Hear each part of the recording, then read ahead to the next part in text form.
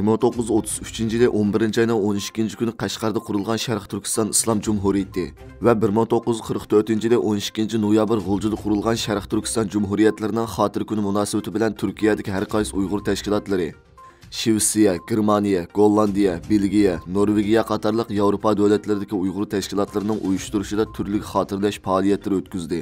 Tashkilot rahbarlari, jamoat arboblari, diniy zotlar, avangard yoshlar ayrim-ayrim so'z qildi. Istanbul Safaköy rayonidagi tantarbiya maydonida o'tkazgan murosimga minglagan kishi jo'chqin va qizg'in kayfiyatda ajdodlarni xotirladi va shundaqla Xitoy zulmiga qarshi irodasini ifodaladi. Aziz millatim, hammamizga ayon bugün bizge yiğit bayram.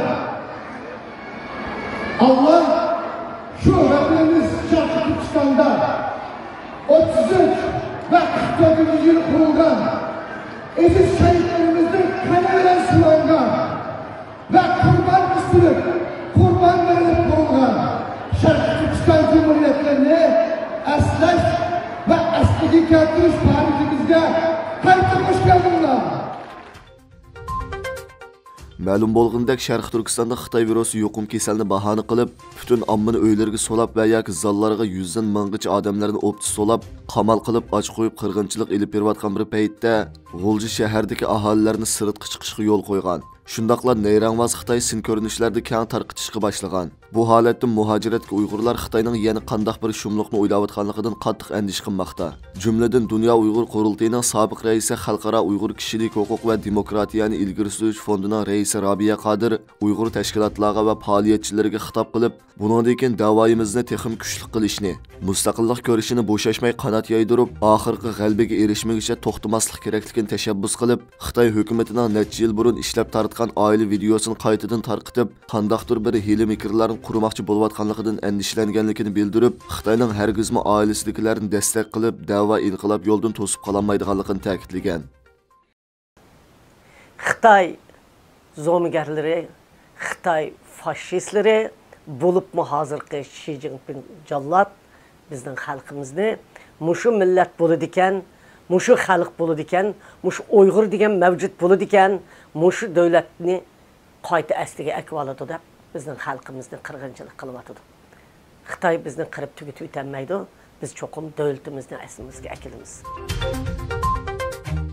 Yangi tor bexatarlik dokladida Xitoy hukumati jasuslik yumshoq detali orqali Uyg'urlarga jasuslik qilayotganligini, qarmoqqa aloqa mulozimati, ibodat vaqti, lug'at bilan ta'minlash, ammo amaliyotda kimning yoshirin jinoyatchi yoki oshqun diniy zotlarning izdirkini qilishga ishiltilgan, ya'ni Google'dan boshqa rasmiy kanallar orqali tushirgili bo'lgan WhatsApp va Telegram qatorliq danglik aloqa programmalarini o'z ichiga olgan jasuslik nazorat qilish qatorliqlarini bildirgan.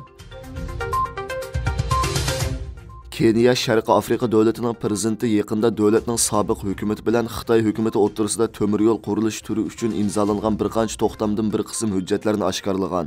Yaqinqi yillardan buyon Xitoy Kompartiyasi ilgari surgan bir balvoq bir yo'l asliha tashabbusi qatnashgan ko'plagan yangidan gullanayotgan davlatlar Xitoyning qarzini qaytarish uchun nurg'un davlat manfaatini yo'qotgandan keyin o'zlarining Xitoyning qarz to'siqiga tushib qolganligini his qilmoqda.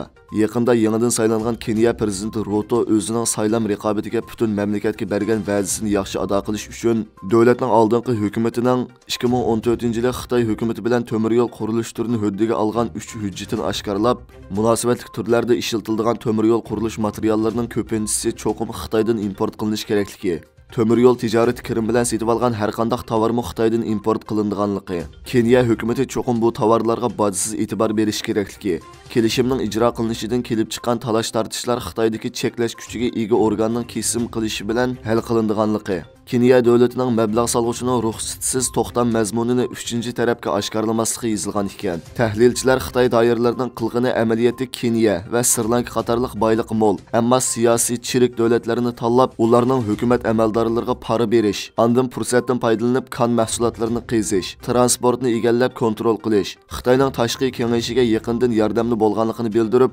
oshkorlangan to'xtamlar qaraganda bu davlatlar o'zlarining Xitoy bilan bo'lgan hamkorligidan ozroqmi foydaga erishalmagan buning hargizmi tangsiz shartnoma emas, balki vasisal shartnomasi ekanligini ta'kidlagan.